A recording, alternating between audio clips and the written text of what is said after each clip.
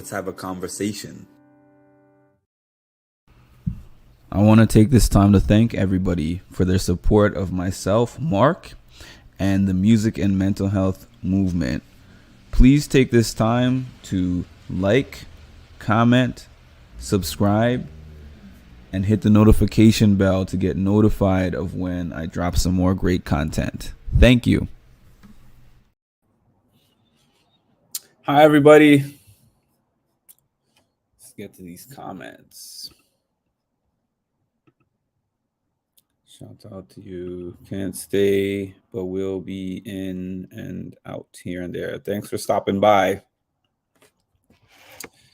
So, as promised to those who were on here yesterday, I'm sorry that I had to briefly cut the video short. Something happened with it. I don't know. I tried to get back on. It was echoing for me, but it was just about time that I was getting off anyways. So I said I will be back today. And here I am. And basically, I'm giving you guys a little preview of a project that I am going to be working on. I'm not going to give all the details of the project. However, what you're seeing me do right now is a little bit of, sorry, I have a couple of things that I'm trying to upload. But the title is what the project is about. So you guys are getting a little bit of a preview of what the title is about, which is finding your motivation formula.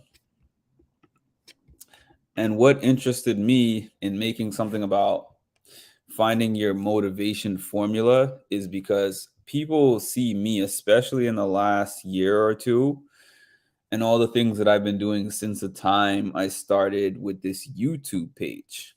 And I want you guys to know, there was a time before I started this YouTube page. And during that time, I was not very motivated. I was just kind of going along, and I wasn't exercising. I was eating terribly. Somehow I was able to keep myself going to work and, paying my bills. That was about the only thing that I was doing. However, there was a lot of things that I, in the back of my mind somewhere, wanted to accomplish, but I was going through an immense amount of depression, which was blocking me from being able to accomplish that mission. So what I am going to do, this is like a sneak preview for all of you guys. Well, not really a sneak preview, but it's just that I'm telling you guys in advance what's happening. I'm going to put together a book that is in relation to finding motivation, how to find it from any point, from a starting point where you feel like you don't have any, from a point where you're somewhere in the middle and you've reached a peak, or maybe you've gotten to the point where you have actually accomplished something big, and then you don't feel any motivation after that because you're like, I'm already there. So where can I find the motivation from there? So this book will help you from the beginning, the middle, and the end.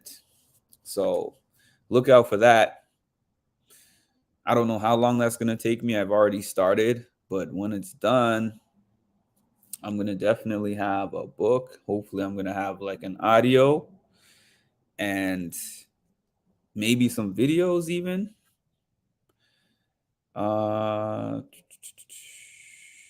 Yeah. And I think that it's something that's going to be able to help a lot of different people, because I think a lot of times people think motivation is something that you are born with or you just don't have. So with that said, let me just get into this real quick. I'm going to put this on the screen.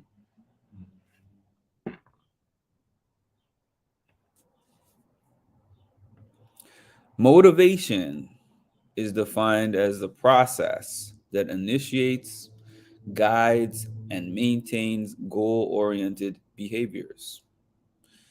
Motivation is what causes us to act. It involves the biological, emotional, social, and cognitive forces that activate behavior. Now I'm going to run that back one more time.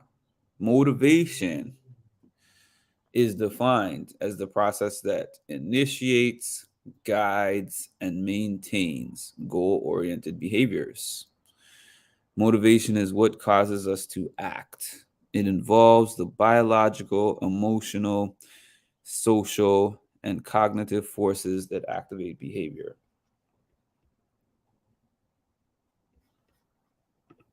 So it's saying that motivation is what causes us to act. That's the main thing that I want you to get out of that quote.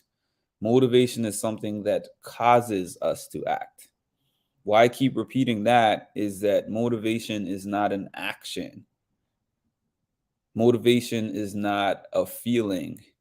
Motivation is referring to your motive to do whatever it is. Hi, MC. Motivation is referring to your motive to do whatever it is, right? So, as an example that I always go to, a lot of people's motive for going to work is because they have a bill to maintain or they have multiple bills to maintain. They got to pay the mortgage or the rent. They got to pay for the car note. They got to pay for their kids' school supplies, food, put food on the table. There's a lot of things that you have to maintain. And if you don't go to work, you can get fired from your job.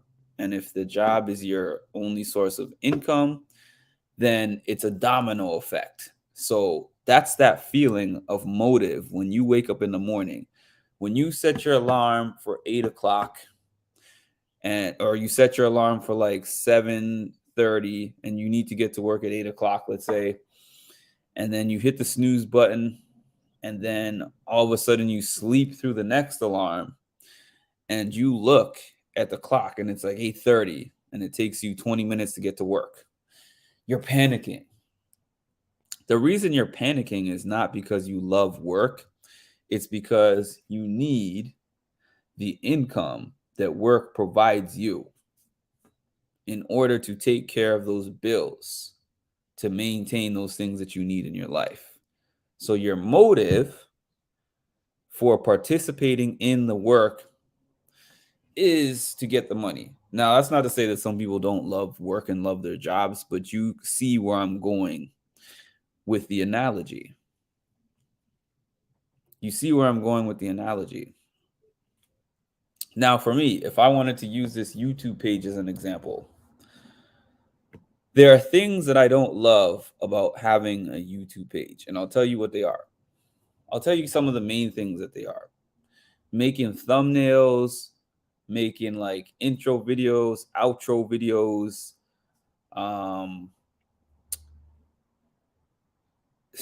there's just a lot of technical things with running a page that I'm not really interested in. And if I had the money, if I had the means, and if the page was popular enough, I would outsource this part, this part, this part, this part, and this part. But I do like having a page because I like doing things like this.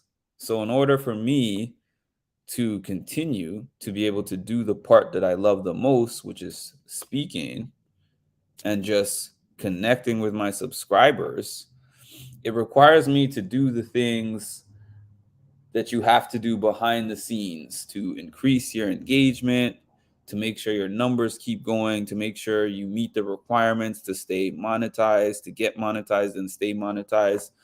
All of that stuff, the motivation for me at the end of the day is to be able to talk and connect to the people and hopefully, make a little change from that.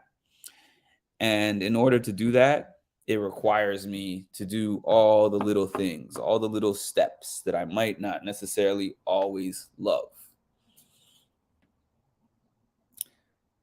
To give you another example, an example that I always use, which is fitness. right? There was a time at the beginning of the pandemic where I gained about 30 something pounds, and I was the biggest weight of my entire life. And if I had thought of motivation as just a feeling, like I'm just waiting to feel motivation, I would have still been going in that direction that I was going in. But I realized at some point, you can be exactly where you are right now. And the motivation is just the acknowledgement that you want to be somewhere else. That's it. Oh, I was going to make a post. I was going to post one more thing up before I forget. I know some of you guys have seen this before. Sometimes it's hard to find motivation, and other times motivation finds you. So this is kind of a funny one. This person is motivated not to get eaten by this bear. So they are booking it faster than they might normally go because the bear is behind them. I always joke when it comes to running, especially long distance running, that if some kind of dangerous fast animal was chasing me and I was doing long distance running and that was required for me to get away from the animal, I would just say my last prayers and hope that my soul is right. Because I'm not outrunning a bear. But anyways, as I was saying, finding your motivation formula. There's things that you need to do, and I'm going to give you a few of them, but I am definitely going to give more details in this book that I'm working on. But I'm going to give you like a little preview of a few things of what that might entail. For me, forget a definition. The motivation begins with an acknowledgement that you are not satisfied with where you are now. Verbally acknowledge that. Say it out loud. Write it down. This is where I am now, but this is not where I would like to be. That's number one. Number two, map out what it's going to take to get you from point A to point B, because that's something a lot of people don't do. I know a lot of people, and myself included, not so much now, but definitely in the past, I was a person who spent a lot of time just saying, I'm unhappy with where I am. I wish I wasn't this big. I wish I had more money. I wish I had this. I wish I had that. I wish I was more like this. I wish I could do more of that. I wish I could go here. I wish I could do that. We all know those people, and some of us are those people, quite frankly, right? So that's not a productive thing to do. That's the first thing you can do, okay? You can say, I don't like where I am now, and I want to be here once. And then once you have said that, once you've made that determination, now let's get into something productive, which is figuring out the steps to get over here. I have no money and I want to gain $1,000. I could spend a year talking every day about how I wish that I had this $1,000. So let's say that I don't have any means of income at all right now. I have no job. So I have to think to myself, what are some ways that I can gain this $1,000? If it's like, okay, I could get a job, that's one way. I could find a job that pays a certain amount, do the interview process, get into the job, figure out how long it's going to take for me to get to 1,000. Maybe there's some reason why I can't have a job. Maybe I'm on disability. Maybe there's something else going on, right? So then you got to think of, what other ways can I do this? What are my talents or what are my skills? What are a need that somebody might have from me? And what might they be willing to pay for it? and you find all of these things, you figure them out. You figure out exact dollar amounts and times and everything. And then you put your pound of the pavement, you pound the pavement, you put your feet on the ground, and you're like, okay, I need to make this much by this much by this amount of time. This is what it's going to take me to do this. So let me reach out to those people who are willing to give me this money for this thing, do the things that I need to do. And every week or every 2 weeks, I get a certain amount of money until I reach that point. You're losing time by complaining about what you don't have. Now, even after you have determined that this is not where you would like to be in your life, you've determined that you want to make a change, and you have determined how you can make that change, what steps it's going to take. A lot of people do that. A lot of people can say, hey, I'm here. I don't like being here. Let me figure out what I'm going to do to get out of this place. Here's all the steps. And you have all the steps, but you still don't feel like doing it. This is something that I want to say that I don't think many TED Talk people or motivators or influencers ever say. The action process is hard. I'm going to say that again. The action process is hard. The action process is hard. If you're trying to move your car and your car is out of gas and you're trying to get that car to the gas station, y'all get out the car and you're like, okay, I've got to push this car to get it from point A to point B, which is the gas station. You put the car in neutral so that you're going to push and roll this car to the gas station. You got your one person sitting in there controlling the steering wheel, and you got your other people in the back pushing the car. The first push that you give the car, the car might not even move, or the car might like rock back and forth. And then at that point, you realize this is a serious thing that's going to take a lot of effort. So then you might gather yourself, you might regroup a little bit, and you're like, pushing this car is going to be harder than I thought. The theory and the concept seemed easy, but the action is hard. So you roll up your sleeves and you're like, this is going to be painful. And this is going to be a process. And this might take a long time, but I'm determined to get this thing to the station. So the first couple of pushes, you're moving it real slow, an inch at a time, an inch at a time. And then at a certain point, you start to get a little further and realize I'm moving somewhere. You feel good about the fact that you're actually moving somewhere. And then somewhere further down the road, you're like, I've picked up some momentum. Momentum is an amazing motivator, because once you get the ball rolling and you've been doing it long enough, it starts to become routine. It starts to become routine and it starts to become habit. And you're like, this is just what I'm here for, to push this car until I get to this gas station.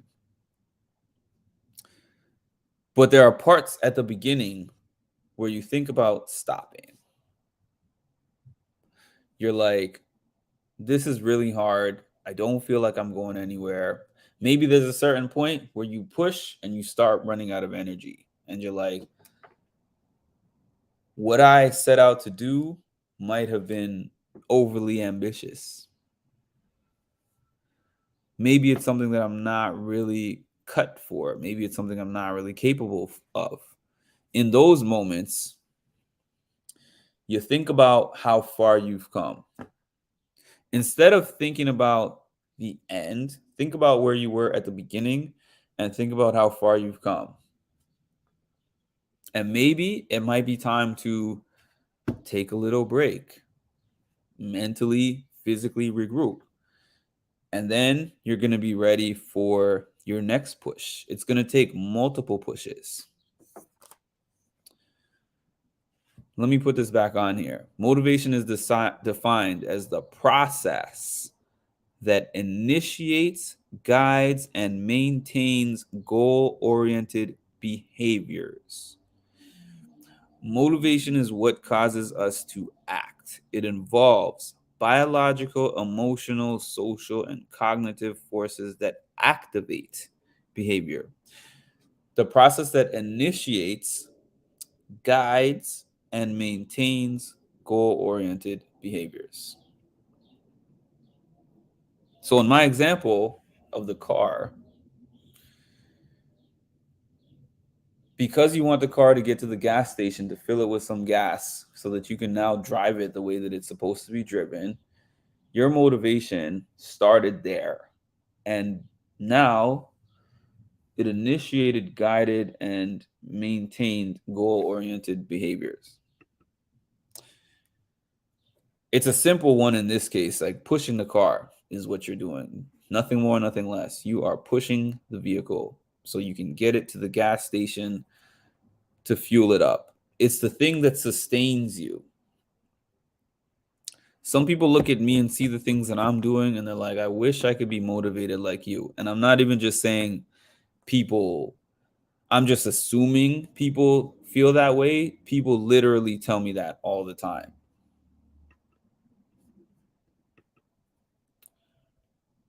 How do you identify difference between theoretical application versus motivational application?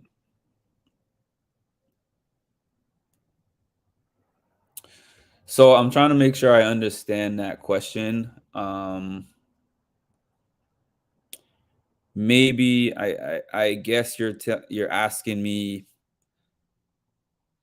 applying it to your real life versus the example that I'm giving here. In my example, I'm saying like pushing the car, getting the car to the gas station or whatever. This is what I'm going to say. Everybody in this world has a motivation for something. You can plug in anything here. It can be the car, it can be the gym, it can be finding your purpose in life. It could be finding your partner, it could be getting a car, it could be traveling, you want to travel, it could be getting more money at your job. Like there's nobody in this life that lacks motivation to do something. And some people feel like motivation is intrinsic. And I'll say this. I might be more motivated than the average person because I can't sit and do one thing for too long.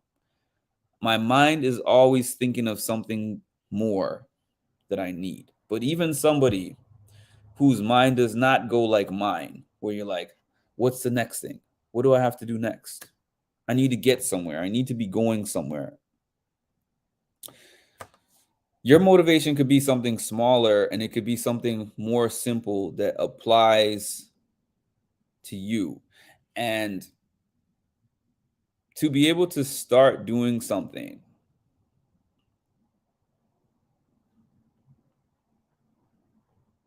I'm just reading your question again. Motivational application. Motivational application. Yeah, because there's so many theories out there. Like you can Google it. There's like a million different theories out there about motivation. But the point of the matter is, what I was emphasizing earlier is you just have to start doing something. You have to start doing something. To me, all motivation is theory. All things that people will tell you about motivation is theory. Some people will tell you, I have the right thing and I have the right formula. This is why I've titled this Finding Your Motivation Formula, because I could easily sit here and give you all of my steps of what I do every single time I want to get things done. And I will. But giving you my steps is just an example. It might not resonate with you. So the best way to find your motivation is to figure out what you want to do. Figure out the steps that it takes to do it and stop talking about it. Get started. Think about something you can do today. Think about something that you can do right now. And no, that does not mean you're going to conquer this big mountain immediately. But I'm just saying, let's say you're trying to exercise some more, right? You want to exercise some more and you don't do any exercise at this point in time.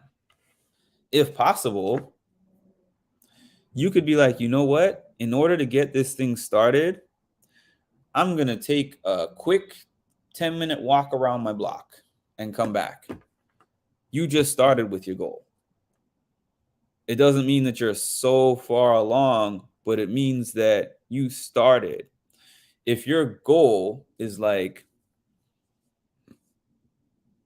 I want to quit smoking or something, right? Usually have that smoke at night. I'm not going to have that cigarette tonight. You just started towards the goal. I think one of the biggest mistakes that people make is rounding off their goals. And I'll tell you exactly what I mean by that. Let's say we are in like September and people are like, 9 months of this year have gone by. There's only 3 months left of the year. So in January, I'm going to do this new year, new me. That's 3 months that you have left. That is 3 months that you could actually be going further away from your goal instead of going towards your goal. Don't make goals so far in the future that you will never feel like starting them, or that you will be further along. You'll be further away. A wise person once told me, every day that you don't dedicate towards reaching your goal puts you one day further away. And I don't know why phrasing it like that did so much to me in my mind, but it did.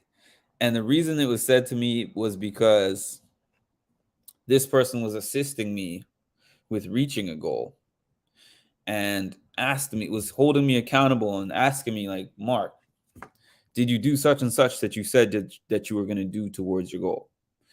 And I was like, I didn't get around to it this week, right? But then he was like, every time you don't commit to that thing that you said you were going to do, actually pushes you one day further away from getting it. So like one day longer from now that you have to work towards it. That one was mind-blowing for me. You're speaking more than cup half full versus cup half empty. And I'll say this about that. It doesn't even really matter if your cup is half full or half empty. You just got to do. You can even be a person who feels a little bit pessimistic about reaching your goals, because I know that there's people that are eternal optimists. I would say that I'm more optimistic than pessimistic, but I actually wouldn't even call myself a glass half full person, because I don't always see the glass as half full. I don't always see the glass as half full. But I do know that when I want to accomplish a goal and I set out the steps towards getting to the goal and I start executing the steps, And when I start to see the goal getting closer, I see myself getting closer to the goal that I set out for myself, I start to become more of a glass half full person. I like to talk to people from a real perspective. I don't like to get on here or when I do talks in person or whatever and just tell everybody, like, wave the magic wand and you're going to have a whole mindset shift. What I always tell people, commit. It takes a commitment. And the commitment is not always going to be easy.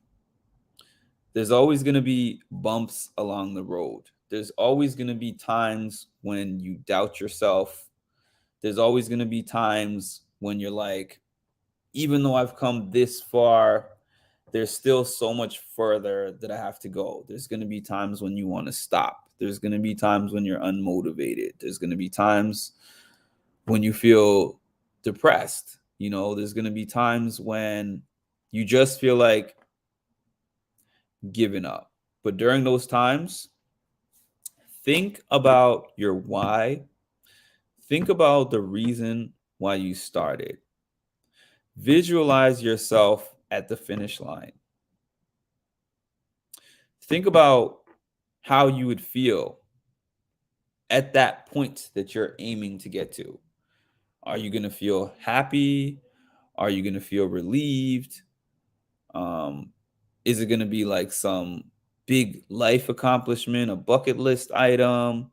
Like, pretend that you are in that moment right now and bottle that feeling. Hold on to that feeling and use that to fuel you, to get you through those times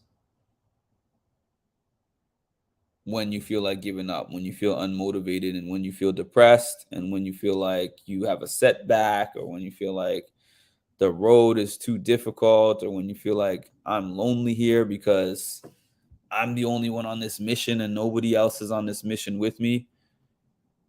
Keep that feeling. Remember that feeling. So in closing, figure out what it is that you want out of life, whether it's big or small, whether it's multiple things.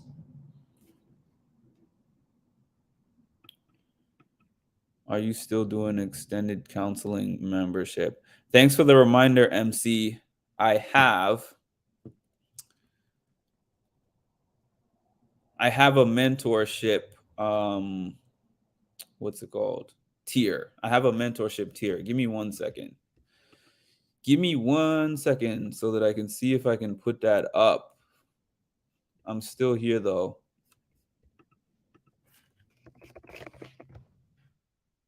I am still here, but give me 1 second.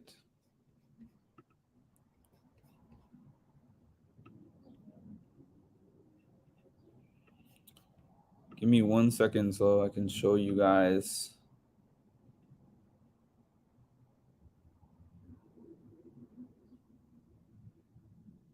All right.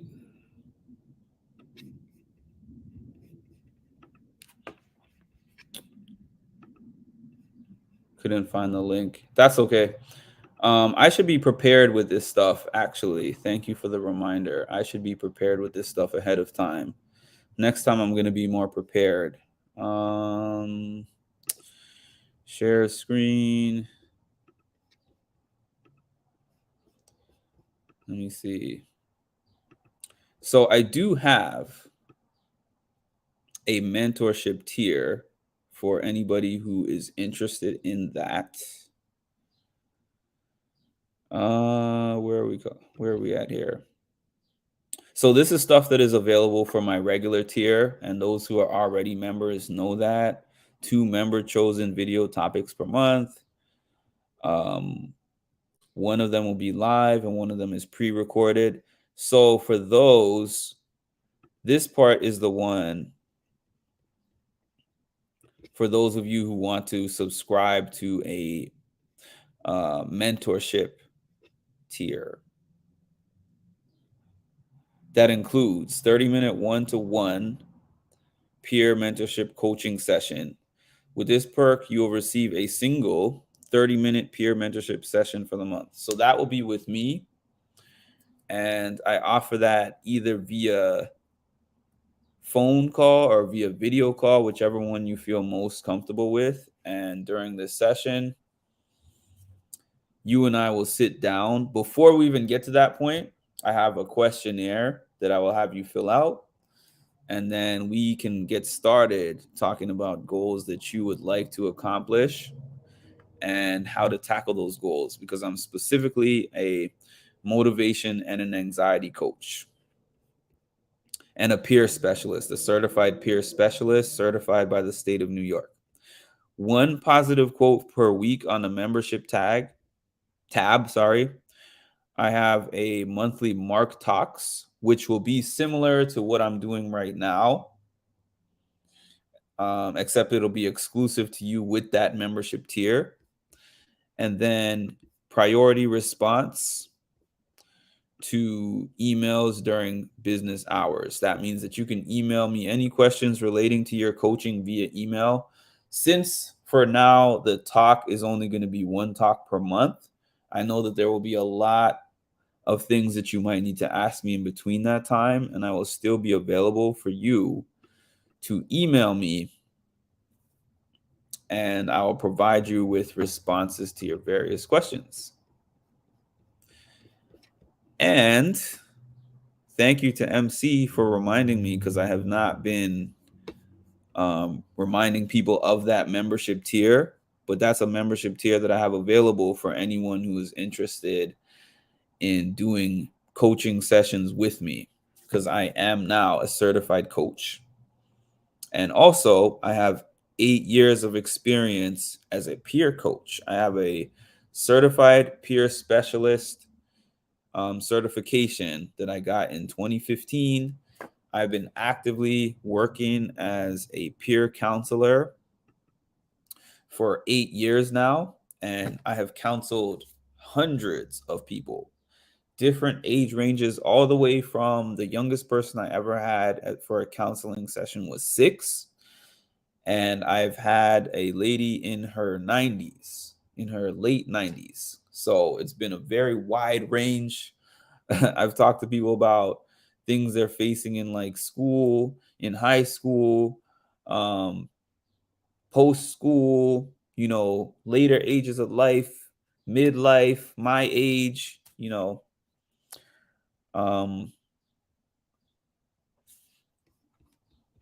you're going to need to add that to your intro or outro. Definitely. Thank you for the suggestion.